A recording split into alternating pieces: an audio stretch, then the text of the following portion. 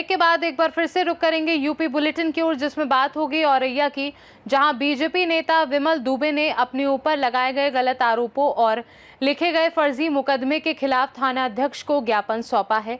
साथ ही बात होगी इटावा की, जहां चोरी की घटना को अंजाम देने वाले अभियुक्त को पुलिस ने मुठभेड़ के दौरान गिरफ्तार कर लिया। ऐसी तमाम खबरों पर विस्तार से होगी चर्चा। बीजेपी नेता विमल दुबे ने अपने ऊपर लगाए गए गलत आरोपों के साथ और लिखे गए फर्जी मुकदमे के खिलाफ ज्ञापन दिया। पीड़ित बीजेपी नेता के अनुसार नो एंट्री जोन में घुस आए डंपर को रोकने के कारण पर लिखाया गया मुकदमा। पीड़ित बीजेपी नेता के अनुसार जिसने लिखाया है उन पर मुकदमा, उसको मैं जानता तक नहीं। अगर मेरे खिलाफ लिखाया गया होता फर्जी मुकदमा तो नहीं हुआ खत्म तो आगे बढ़ाऊंगा कार्रवाई। राजनीतिक स्तर के ब्राह्मण समाज के नेता मेरे साथ हैं। राष्ट्रीय, राजकीय और जिला स्तरीय बीजेपी पार्टी के नेतृत्व को जानकारी दूंगा। पीड़ित बीजेपी नेता के अनुसार राज्यसभा सांसद के कारण लिखा गया मेरे खिलाफ फर्जी मुकदमा। पीड़ित बीजेपी नेता विमल दुबे ने राज्यसभा सांसद और उनके प्रतिनिधि पर आरोप लगाए। बीजेपी नेता ने थाने पहुंचकर थाना अध्यक्ष को दिया ज्ञापन। जानते हैं भाजपा नेता विमल दुबे ने और क्या कुछ कहा। तारीख को मैं मनोज गुप्ता की जो फ्लोर मिल बन रही है, सुबह मैं उससे आ रहा था 9 बजे, 9:15 बजे लगभग, तो नो एंट्री यहाँ लग जाती है 6 बजे। एक बिगर नंबर का डंपर उधर से आ रहा, तो मेरा उस रोड से गुजरना हुआ, उसने मुझे कट मारा। कट जब मारा तो मैंने आगे जाके उसको तेजी से मोटरसाइकिल से आगे जाके कस्बे में आके मैंने उसको रुकवाया। रुकवाने के बाद मैंने गुस्से में उससे कहा कि अपने मालिक को बुलाओ। मैंने गाड़ी खड़ी करवा दी, मैंने कहा अपने मालिक को बुलाओ। जब उसने मालिक को बुलवाया, मालिक ना आके राज्यसभा सांसद का जो भतीजा बताता अपने आप को सीलू कुशवाहा 2 अज्ञात साथियों के साथ आया और उसने गाड़ी के डंपर के ऊपर ड्राइवर सीट पर बैठा, बोला तेरे ऊपर मैं गाड़ी चढ़ाऊंगा। तो कितना बड़ा भाजपा का नेता है यहाँ का, तूने सारे मेरे काले कारनामे बंद करा दिए यहाँ पे। मैंने कहा कि तुम्हें जो भी करना हो मार दो। मैं गाड़ी के आगे खड़ा हो गया। इसके बाद हमारा उनका जो भी वहाँ पे विवाद हुआ, विवाद होने के बाद मैं अपने चुपचाप चला आया वहाँ से, क्योंकि काफी लोग, हमारे लोग भी इकट्ठा हो गए, उनके लोग भी इकट्ठा। और AICC न्यूज संवाददाता अमित शुक्ला की रिपोर्ट। खबर इटावा से, जहां एसएसपी ब्रजेश कुमार श्रीवास्तव के निर्देशानुसार जनपद पुलिस लगातार अपराध व अपराधियों पर अंकुश लगाने के लिए वचनबद्ध दिखाई दे रही है।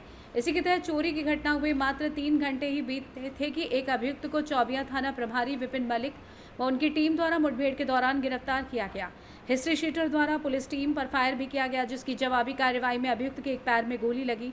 वहीं दूसरा अभियुक्त अंधेरे का फायदा उठाकर भागने में सफल रहा, जिसकी तलाश लगातार जारी है। पुलिस का कहना है कि बहुत जल्द वो भी सलाखों के पीछे होगा। इस पूरे घटनाक्रम को लेकर अपर पुलिस अधीक्षक ग्रामीण द्वारा क्या कुछ जानकारी दी गई, आइए आपको सुनवाते हैं। अपराध एवं अपराधियों के विरुद्ध चलाए जा रहे अभियान में थाना चौबिया पुलिस द्वारा कटिया पुल के निकट चेकिंग की जा रही थी। इसी दौरान 2 युवक मोटरसाइकिल से संदिग्ध अवस्था में आते हुए दिखाई दिए, जिन्हें रोकने की कोशिश की गई थी। उनके द्वारा पुलिस पार्टी पर फायरिंग की गई। प्रत्युत्तर में पुलिस एंगेजमेंट में एक अपराधी के पैर में गोली लगी एवं दूसरा अन्य भागने में सफल रहा, जिसकी तलाश की जा रही है। गिरफ्तार अभियुक्त का नाम कुलदीप सन ऑफ चंद्र प्रकाश, जिसकी उम्र लगभग 24 वर्ष है। यह किरकावाली थाना करहल मैनपुरे का निवासी है। यह एक अभ्यस्त लुटेरा रहा है एवं इसके ऊपर लगभग 1 दर्जन से अधिक मुकदमे रहे हैं।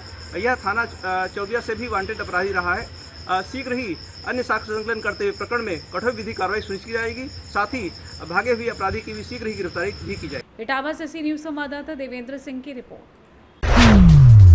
खबर हमीरपुर से, जहां यूपी बैंक एम्प्लॉयज यूनियन की 1 दिवसीय हड़ताल। बैंक कर्मियों ने धरना प्रदर्शन कर रखी मांगे। बीमा क्षेत्र में 100% FDI बढ़ोतरी में रोक लगाई जाए, उपभोक्ताओं पर लगने वाले टैक्स में कमी की जाए ताकि उपभोक्ता नेशनल बैंक से जुड़ सके। जिला मुख्यालय के विवेक नगर स्थित इंडियन बैंक का ये पूरा मामला बताया जा रहा है।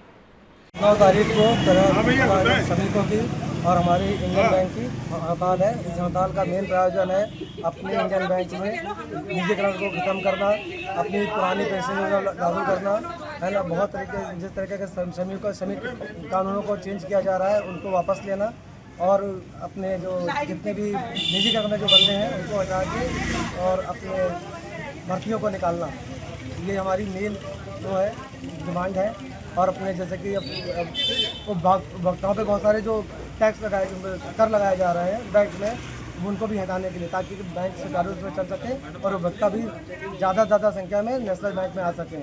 आजकल उपभोक्ता भी इस चक्कर में नेशनल बैंक से जाके अपने निजी बैंकों में जा रहे हैं, जैसे नेशनल बैंक का काफ़ी शोषण। हमीरपुर से सी न्यूज़ संवाददाता ब्रजेश की रिपोर्ट। जनपद सीतापुर खंड विकास लहरपुर के अंतर्गत वृक्षारोपण कार्यक्रम किया गया। वृक्षारोपण कार्यक्रम के मुख्य अतिथि रेणु वर्मा, अतिरिक्त कार्यक्रम अधिकारी मनरेगा लहरपुर, खाद्य सुरक्षा अधिकारी नूडल संतोष वर्मा, उमाशंकर वर्मा, शलीक अंसारी, राजेंद्र कुमार, 12 ग्राम पंचायत में वृक्षारोपण कार्यक्रम किया गया। सीतापुर से सी न्यूज़ संवाददाता अंकित की रिपोर्ट। खबर सोनभद्र से, जहां जिला मुख्यालय में आज मजदूरों की आवाज से गूंज उठा। देश भर में घोषित एक दिवसीय हड़ताल के तहत यहां सभी प्रमुख ट्रेड यूनियन संगठनों ने एकजुट होकर जोरदार प्रदर्शन किया। प्रदर्शनकारियों का साफ कहना है कि जब महंगाई आसमान छू रही है तब मजदूरों की मेहनत का उचित मूल्य मिलना जरूरी है। उन्होंने न्यूनतम वेतन 24 से 26 हज़ार रुपये प्रतिमाह करने की मांग के साथ स्वास्थ्य बीमा, पेंशन, ठेका प्रथा खत्म करने और स्थायी नियुक्ति जैसी सुविधाओं की भी मांग उठाई है। प्रदर्शनकारी श्रमिकों ने सरकार को स्पष्ट चेतावनी दी है कि अगर उनकी मांगों की अनदेखी की गई तो आगे और बड़ा राष्ट्रव्यापी आंदोलन होगा।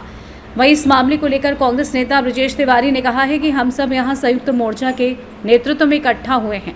जनपद के जितने मजदूर संगठन हैं सभी एक होकर इस प्रदर्शन का हिस्सा बने हैं।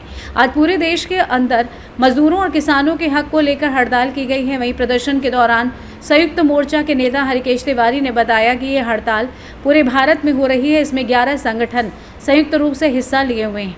प्रदर्शन कर रहे नेता ने कहा कि दुर्भाग्यपूर्ण बात है कि जब से प्रधानमंत्री मोदी कुर्सी पर बैठे हैं तब से आज तक किसी मजदूर की समस्या के समाधान को लेकर कोई वार्ता उनके द्वारा नहीं की गई। आज 11 वर्ष हो गए। अब से पहले जो प्रधानमंत्री रहे मजदूरों को बुलाकर बात करते थे, उनकी समस्याएं सुनी जाती थी, किंतु उन्होंने ऐसा कानून ला दिया कि अब मजदूर क्या न्यायालय में भी नहीं जा सकता है। आज यह हड़ताल पूरे भारत में ये हो रहा है और इसमें 11 संगठन राष्ट्रीय ट्रेड यूनियन जो है वो HMS है, BMS है, इंटक है, C2 है, एटक है और A2 है। मतलब इस तरीके से 11 संगठन पूरे देश में जो माने जाने संगठन है आज हड़ताल, एक दिन की सांकेतिक हड़ताल पर। बड़ा दुर्भाग्यपूर्ण बात है कि जब से हमारे माननीय प्रधानमंत्री जी बैठे हुए हैं कुर्सी पर, आज तक किसी मजदूर समस्या के समाधान के संबंध में कभी आज तक वार्ता उन्होंने नहीं किया। आज 11 साल हो गया। इसके पहले जो भी प्रधानमंत्री रहे हैं मजदूरों की समस्याओं के लिए बुला करके बात करते थे, उनकी समस्याओं का निस्तारण करते थे। लेकिन इतना ही नहीं, इन्होंने ऐसा कानून लिया करके कर दिया कि अब मजदूर न्यायालय में भी नहीं जा सकता है। वह जब परमिशन लेगा जिलाधिकारी से तब न्यायालय में जा सकता है। 12 घंटे ड्यूटी करना पड़ेगा। महिलाओं को भी नाइट ड्यूटी, शिफ्ट ड्यूटी उनको करना पड़ेगा और उनको मजदूरी का अभी आज तक कोई मतलब हिसाब किताब नहीं है कि इनकी मजदूरी इसमें हम लोगों ने मांग किया है। देखिए, हम सब यहाँ संयुक्त मोर्चा के नेतृत्व में यहाँ इकट्ठा हुए।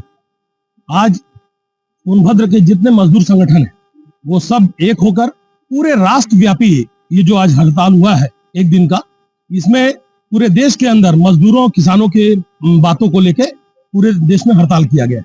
आज सबसे खराब स्थिति देश में मजदूरों की और गरीब किसानों की है। उनकी बात करने को न सरकार, प्रदेश सरकार तैयार है न केंद्र सरकार तैयार है।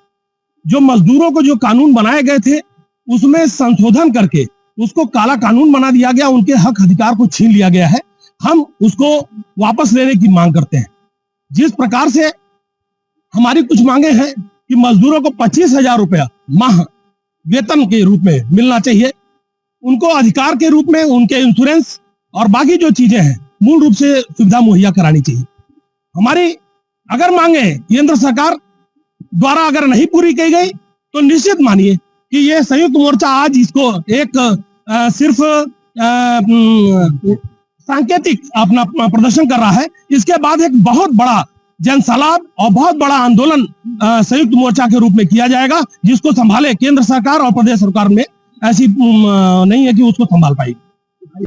सोनभद्र से सी न्यूज़ संवाददाता राजेश गोस्वामी की रिपोर्ट। फिलहाल के लिए यूपी बुलेटिन में बस इतना ही। देश दुनिया की बाकी खबरों को जानने के लिए आप देखते रहिए सी न्यूज़ भारत।